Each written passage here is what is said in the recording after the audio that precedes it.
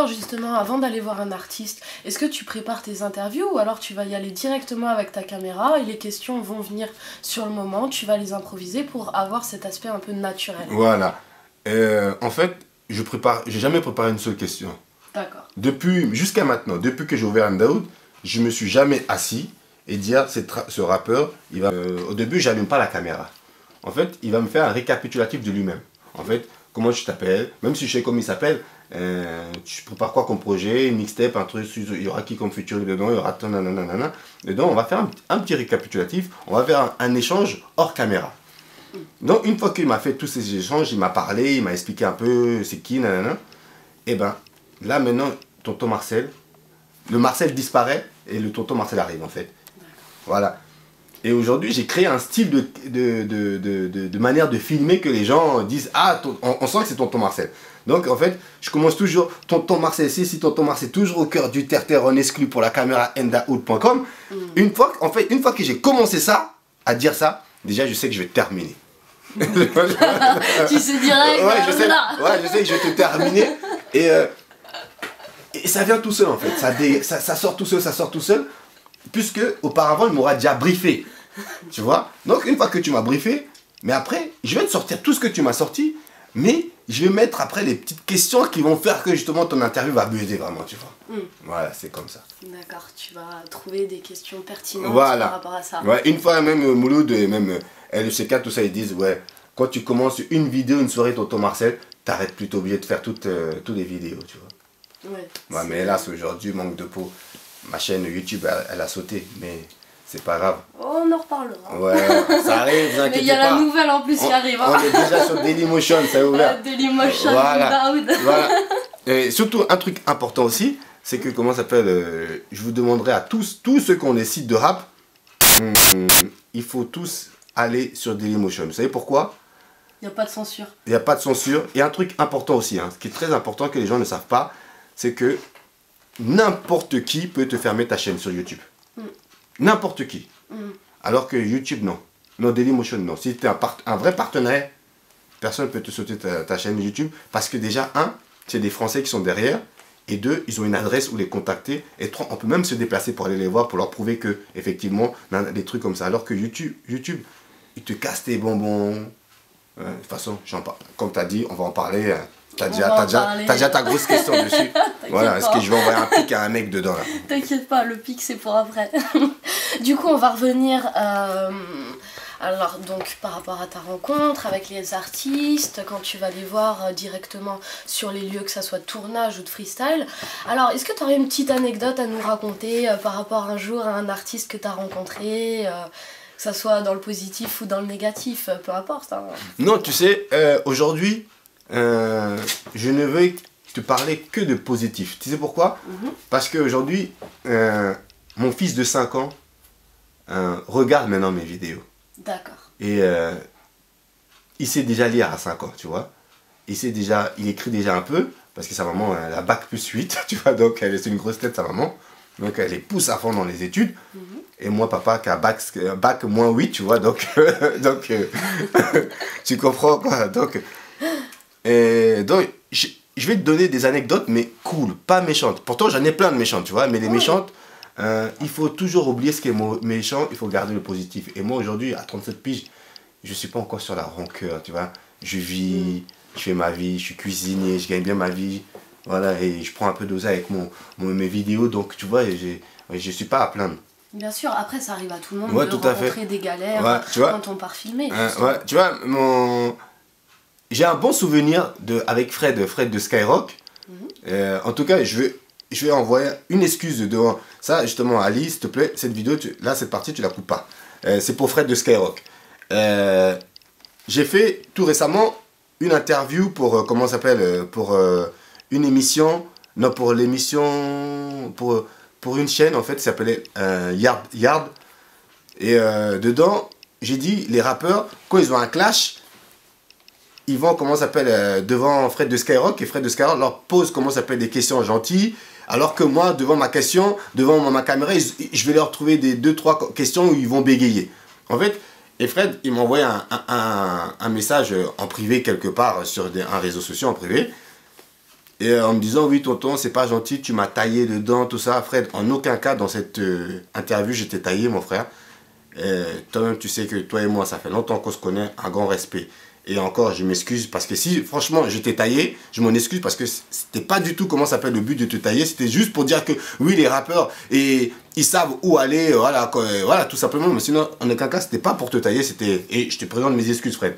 Toi-même, tu sais, voilà. Donc, c'était juste pour ça, voilà. Parce que je lui ai dit que quand je ferais une grosse interview, je lui enverrais des excuses par rapport à ça. Donc voilà, j'ai envoyé mes excuses. Et en tout cas, Ali, tu me coupes pas ça, s'il te plaît. Laisse ça pour Fred. D'accord. Mais big up à toi, Fred, en tout cas. Voilà. Et justement, je vais donner mon anecdote avec Fred. Oui, justement. qu'est-ce qui s'est passé? Voilà. En fait, c'est que dans les débuts d'Ndaoud, c'est qu'on a ouvert les débuts d'Ndaoud, c'est que, en fait, pour que notre média puisse être connu, on nous dit, il faut que vous allez tous à Skyrock. Parce qu'à cette époque, c'est là-bas où les sites de rap, tels que Bouscapé, allaient filmer.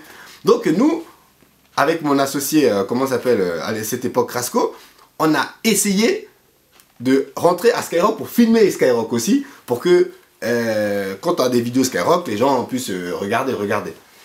Donc on est parti voir Fred de Skyrock, on a demandé à Fred, est-ce qu'on peut rentrer à Skyrock pour filmer?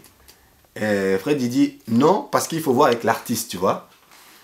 Donc nous, j'ai attendu, écoute bien, hein, je sais que Fred de Skyrock, il commençait genre vers 10 h à Skyrock.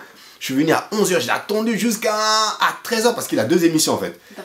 Donc, et il finissait à 13 h. À 13 h, je l'ai attendu en bas, Fred. Faut que je... À cette époque, je savais pas comment ça s'appelle Je savais pas. Mais j'ai plein d'anecdotes comme ça. Donc je dis, Fred, il faut que je filme Skyrock. Non, il faut que vous demandez aux artistes. Donc j'ai dit, les artistes, ils arrivent à quelle heure? Ils arrivent vers 7 h. Vers 7 h, 7 h30. Écoute bien, 14 h. J'ai fait le travail, j'ai couru, je suis parti attendre devant Skyrock. 14 h jusqu'à 7 h 30, j'ai attendu les artistes. Pour leur demander si je pouvais monter avec eux pour filmer, comment ça s'appelle, les filmer. Mais toi t'es qui?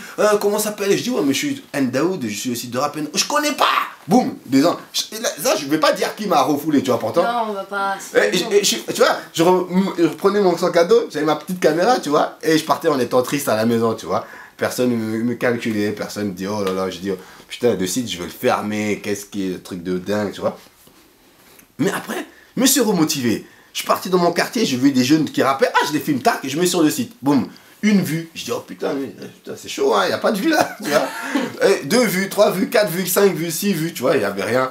Personne ne voulait me donner un coup de main, tout ça, tout, tu vois. Et j'avais perdu espoir pendant 6 mois, tout ça. Et après, par magie, j'ai trouvé, comment ça s'appelle, la potion magique. La potion magique, c'est qu'il y avait un clash entre Joe Dalton, Jean Gabin et Rof. Voilà, c'était la potion magique, tu vois. Mon grand frère connaissant bien Joe Dalton, Rof avait parlé sur Bouscapé, donc il manquait la réponse de Joe Dalton. Donc Joe Dalton, mon grand frère appelle, il se parle avec Joe, oui, il y a des histoires là, non, il faut que les BDJ, il faut que les Black Dragons se remontent là, parce que là ça va être chaud, tout ça, tout, nanana. Donc mon grand frère dit à son ami Joe, j'ai mon petit frère qui vient de monter un média, donne-lui l'exclusivité. Donc je suis parti, j'ai appelé Joe, allez c'est Marcel, le petit frère Espoir, nanana. Oh petit, ton grand frère m'a prévenu, tout ça, tout, allez on se voit, je te donne l'exclusivité. Donc il m'a donné l'exclusivité sur l'embrouille avec Rof. Donc, et moi, je savais jouer avec la communication à cette époque-là. Dailymotion était important à cette époque-là. YouTube, pas YouTube, c'est Dailymotion qui était important à cette époque-là. Donc, j'ai pris une petite partie pour annoncer que l'exclusivité arrivait. J'ai mis sur Dailymotion. Mon serveur, il m'appelle et me dit, ouais, faut prendre un serveur plus gros parce que là, vous vous empêchez les autres sites de ramer tellement qu'il y a des connexions sur votre site. Ah, il y avait trop de connexions parce que les gens attendaient vraiment la réponse de Joe. Donc en fait j'ai mis un peu sur Dailymotion et j'ai dit la suite sur Ndaoud. Ils sont venus voir. Et c'est comme ça mon site après. Après, j'ai appelé même plus un rappeur. C'est eux qui t'appellent. C'est eux qui me contactaient automatiquement. Tonton Marcel, s'il te plaît, viens. J'avais plus le temps. Tu te rends compte qu'à cette époque-là, si j'avais déjà demandé 100 € par interview, tu sais combien je serais déjà riche, j'aurais déjà 6 maisons en Côte d'Ivoire. Ouais, j'avoue.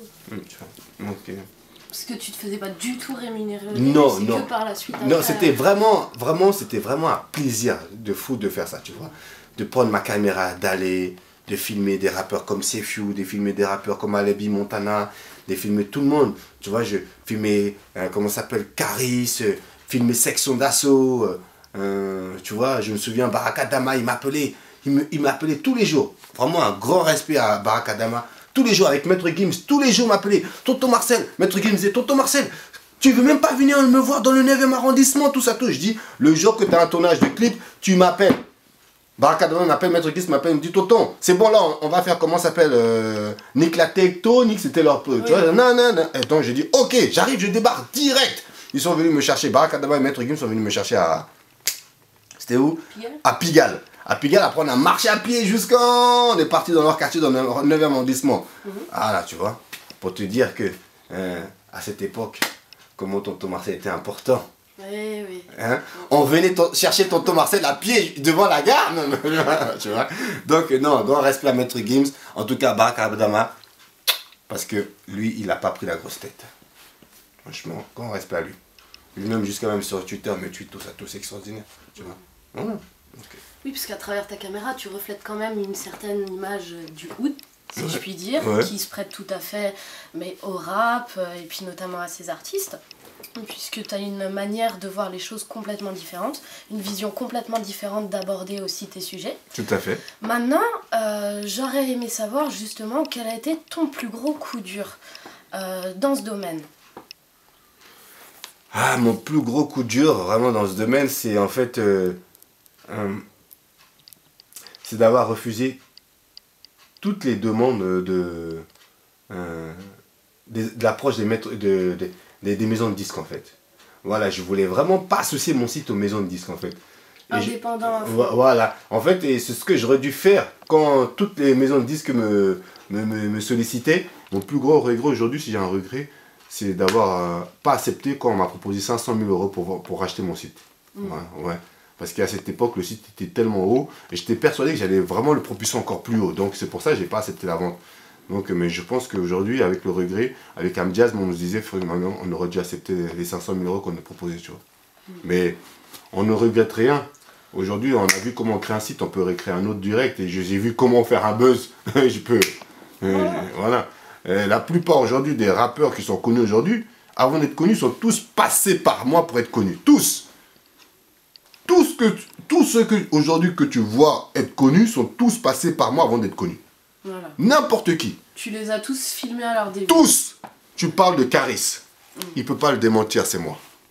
Maître Guy ne peut pas le démentir, c'est moi. Section d'Assaut ne peut pas le démentir, c'est moi.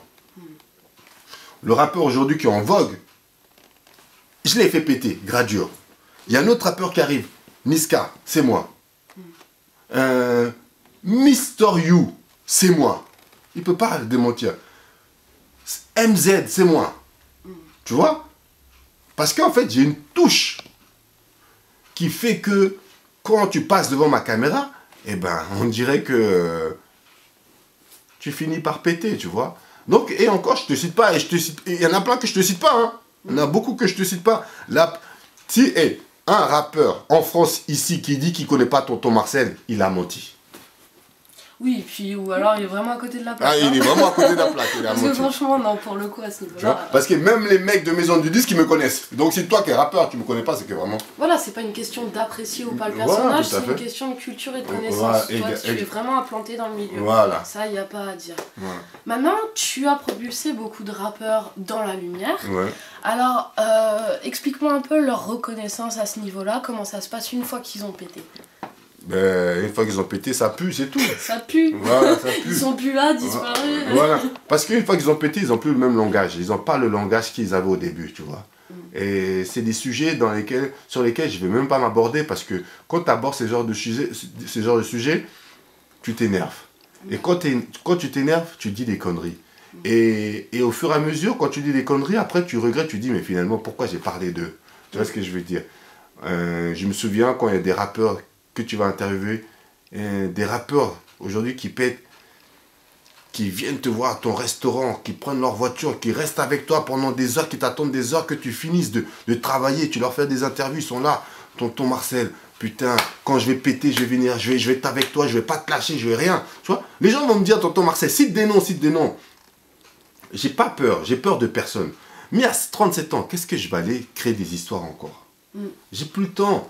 Je suis père de famille. On a peur de personne. Tu vois ce que je veux dire? Comme dit tout le monde, on a juste peur de Dieu. Tu vois ce que je veux dire? Mais on a peur de personne. C'est tout simplement, c'est pas parce que je ne dis rien sur toi que ça veut dire que j'ai peur de toi. Mais je sais que si tu me vois en face, tu sais réellement qu'est-ce que j'ai fait pour toi. Tu vois ce que je veux dire? Mais je n'attends pas de reconnaissance de personne parce que quand j'ai fait ça, c'était pas pour avoir de la reconnaissance. C'est par passion. C'était par passion, tu vois ce que je veux dire? Mais il y a toujours un mais dans une vie. Dans une vie, c'est que tu espères qu'une personne, dans son ciboulot ou dans la partie de son ciboulot, se dise mais il y a des gens qui ont quand même été là pour moi, tu vois ce que je veux dire? C'est comme si aujourd'hui, tu gagnes à l'euro million et tu vas me dire, tu vas pas mettre bien ton papa et ta maman. Tu vois ce que je veux dire? Bien sûr. Après, c'est un double jeu. C'est-à-dire que toi, tu vas propulser des rappeurs sur l'avant de la scène, mais à côté de ça, eux vont t'aider aussi à te propulser en faisant du buzz. D'une certaine manière. Oui, mais ils ont fait quoi? Ils font quoi? Ils rappent. Ils sont là, ils passent devant ta caméra. Tu sais, je vais te dire un truc. Sans les médias, les rappeurs sont rien. Oui, bien sûr. Tu vois? Un truc important, les gens ils disent, sans les rappeurs, les médias sont rien. Mais après, il faut savoir quand même que l'auditeur va apprécier un rappeur aussi par sa musique. Le média va présenter l'artiste, mais à côté de ça, derrière, l'artiste doit quand même remplir un minimum son rôle et plaire aux auditeurs. Tout à fait. Oui, je suis d'accord avec toi, mais tu sais, aujourd'hui, à mon statut à moi, les gens ne vont plus regarder les rappeurs parce que c'est un rappeur. Les gens vont regarder l'interview parce que c'est tonton Marcel qui l'a fait. Ouais. Et c'est la manière dont tu le fais. Voilà, tu vois. Donc aujourd'hui, si tu sollicites tonton Marcel, c'est parce que tu estimes que ça va t'apporter quelque chose. Tu vois? Voilà. Et aujourd'hui, les rappeurs, ils ont compris ça, tu vois, ils ont compris ça. Donc d'où ils font beaucoup appel à tonton Marcel. Mais tonton Marcel refuse beaucoup de gens ces derniers temps. Pourquoi? Parce que, tu vois, il y a plein de rappeurs qui me disent, oui, tonton Marcel, moi tu refuses de m'interviewer. Mais j'ai tellement interviewé des rappeurs et j'ai vu le vrai visage que tu te dis, mais c'est encore un recommencement. Tu vois ce que je veux dire? Je dis, mais les gens me disent, tonton Marcel, pourquoi tu fais payer tes interviews? Oui, effectivement, je fais payer mes interviews 100 € par interview et il y en a pas mal qui payent. Mais pourquoi? Parce que, tu vois, j'ai propulsé des rappeurs. Et il n'y a aucune reconnaissance. Oui. Donc, au moins, je prends mon billet. Si tu es devenu, tu me diras, ah, le bâtard, au moins, je l'ai payé. Je suis connu, j'ai rien à lui devoir. Tu vois ce que je veux? Au moins, tu m'as donné mon truc. Fini. J'attends plus rien de toi. Tu vois ce que je veux dire? Voilà, c'est ça. Voilà pourquoi je fais. Et d'ailleurs, même si tu me veux, c'est parce que tu estimes que je peux te porter quelque chose, non? Je peux t'apporter quelque chose. Quand tu vas manger un McDo, c'est parce que tu estimes que tu as faim. Et pourtant, le McDo, tu le payes, non? Donc, ouais, pourquoi moi, tu ne payeras pas? Pourquoi les rappeurs ne payent pas les médias, mais ils vont payer leur mixage, vont payer leur CD, vont payer un truc, mais ils ne veulent pas prendre les espaces publicitaires qui vont leur permettre de vendre leur CD? Ben, c'est que ça veut dire que nous, les rappeurs, nous, les médias, ne nous respectent pas. Mais moi, je fais tout pour que les médias, pour que les rappeurs nous respectent. Donc, d'où s'ils veulent une interview, ils payent 100 €. S'ils ne sont pas contents, ils ne m'appellent pas. Moi, je reviens de, comment ça s'appelle, de Suisse. Oui, tu étais en Lausanne. Voilà, grand respect là-bas. Ils me donnent un cachet, ils me payent mon billet aller-retour, et les gens avec qui je viens, ils payent le billet d'un train, ils me payent l'hôtel, un hôtel luxueux où dorment les footballeurs. Pourquoi ici en France, ici, ils me font pas ça?